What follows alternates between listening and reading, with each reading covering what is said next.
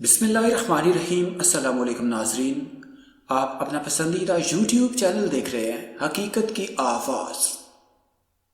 ارشد شریف کی موت، فوجی افسران کی پریس کانفرنس اور سیاست۔ وہ کون ہے جس نے ارشد شریف کو ملک سے باہر بھجوایا، پھر کینیا میں بڑی آسانی سے ارشد شریف کو شہید کروا دیا؟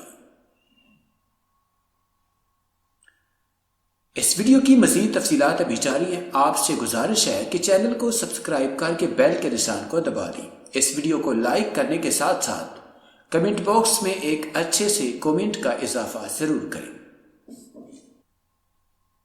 خود ساختہ جلا وطنی کے دوران شہید ہونے والے صحافی ارشد شریف کی موت کی تحقیقات کے لیے پاکستانی تفتیش کار کینیا روانہ ہو چکے ہیں، لیکن اس ہلاکت کے پس منظر میں گزشتہ 2 روز کے دوران پاکستان میں جس طرح کے بیانات اور بیانیے سامنے آ رہے ہیں، ان کے پیش نظر باخبر لوگ اور حلقوں میں یہ تاثر گہرا ہوتا جا رہا ہے کہ الزام تراشیوں اور سیاست کے بیچ ارشد شریف کی موت کا معمہ حل ہونے کے امکانات کم ہی ہیں۔ گزشتہ 2 روز میں ارشد شریف سے متعلق مختلف اہم حلقوں کی طرف سے متعدد بیانات آئے اور پریس کانفرنس کی گئی، جن کے بعد ارشد شریف کی ہلاکت کی گتھی سلجھنے کی بجائے مزید الجھ گئی ہے۔ پہلے سمجھتے ہیں کہ ان 24 گھنٹوں سے کم وقت میں کیا کیا انکشافات ہوئے ہیں۔ آئیے میرے ساتھ۔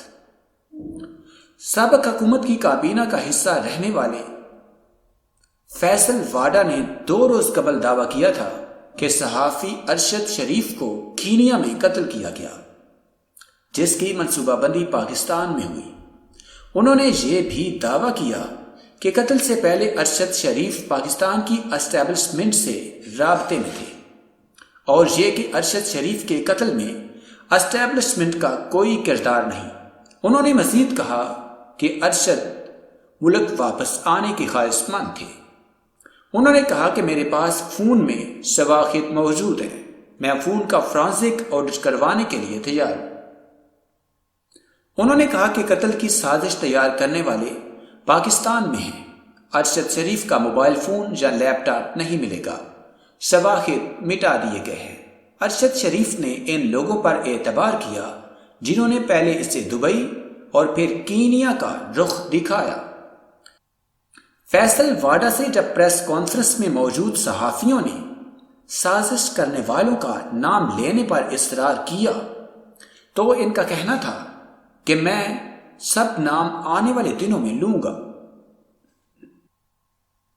اس سے قبل سابق وزیر اعظم اور چیئرمین تحریک انصاف عمران خان نے یہ دعویٰ کیا تھا کہ ان کو ارشد شریف کو قتل کرنے کی سازش کا علم ہوا، جس کے بعد انہوں نے ارشد شریف کو پاکستان چھوڑنے کے لیے کہا اور پھر ہم نے اسے باہر بھجوایا۔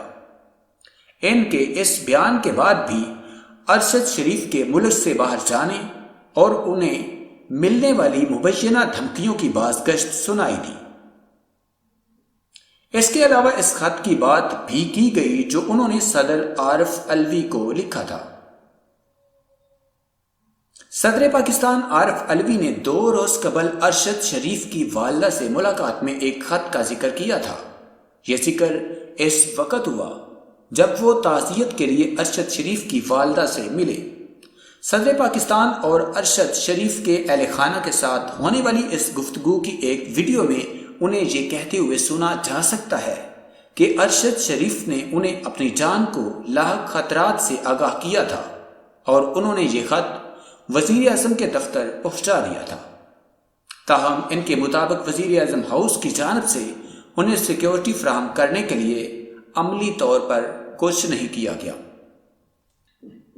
عمران خان کی کابینہ کا حصہ رہنے والے فیصل واڈا نے اپنی پریس کانفرنس میں تو کسی فرد کا نام نہیں لیا تھا اور کہا کہ وہ آئندہ چند دنوں میں ان کرداروں کا نام لیں گے جو اس مبینہ سازش کا حصہ ہیں، مگر جمعرات کو ایک پریس کانفرنس میں D G I S P R اور D G I S I نے بعض نام لے لیے۔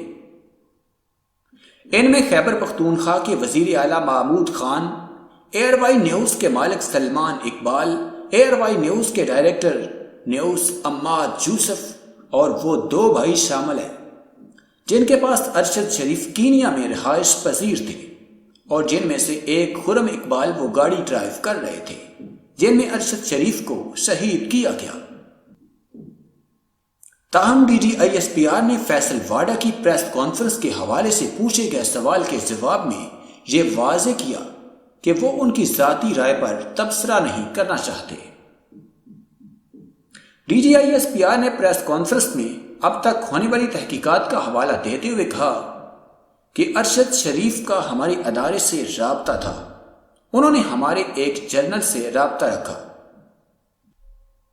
D G I S P R نے بتایا کہ 5 اگست کو ارشد شریف کے لیے تحریک طالبان پاکستان کی طرف سے ایک خطرے کا تھریٹ الرٹ جاری کیا گیا جس سے متعلق سیکیورٹی اداروں کے پاس کوئی معلومات ہی نہیں تھی۔ D G I S P R کے مطابق یہ ارشد شریف کو ملک چھوڑنے پر آمادہ کرنے کی ایک کوشش نظر آتی ہے۔ انہوں نے کہا کہ یہ بات بھی ثابت ہوئی کہ اے آر وائی کے سی ای او سلمان اقبال کی ہدایت پر ان کے ساتھی عماد یوسف نے ارشد شریف کے ملک سے باہر جانے کے انتظامات کیے۔ 10 اگست کو ارشد شریف پشاور سے دبئی روانہ ہوئے۔ کے پی حکومت نے انہیں مکمل پروٹوکول دیا۔ ان کے مطابق ارشد کینیا اس وقت روانہ ہوئے جب ان کا دبئی کا ویزا ختم ہوا۔ انہوں نے کہا یہ جاننا بھی ضروری ہے کہ متحدہ عرب امارات میں ارشد شریف کے رہنے کا بندوبست کس نے کیا۔ کس نے ان کو کہا کہ ان کی جان کینیا میں محفوظ ہے اور پاکستان میں ان کو خطرہ ہے۔ کس نے ان کو کہا کہ صرف کینیا ویزا فری ملک ہے۔ ان کی کینیا میں میزبانی کون کر رہا تھا؟ ان کا ارشد سے کیا تعلق تھا؟ کیا وہ ان کو پہلے سے جانتے تھے؟ یہ وہ سوالات ہیں جن کے جوابات جاننا ضروری ہے۔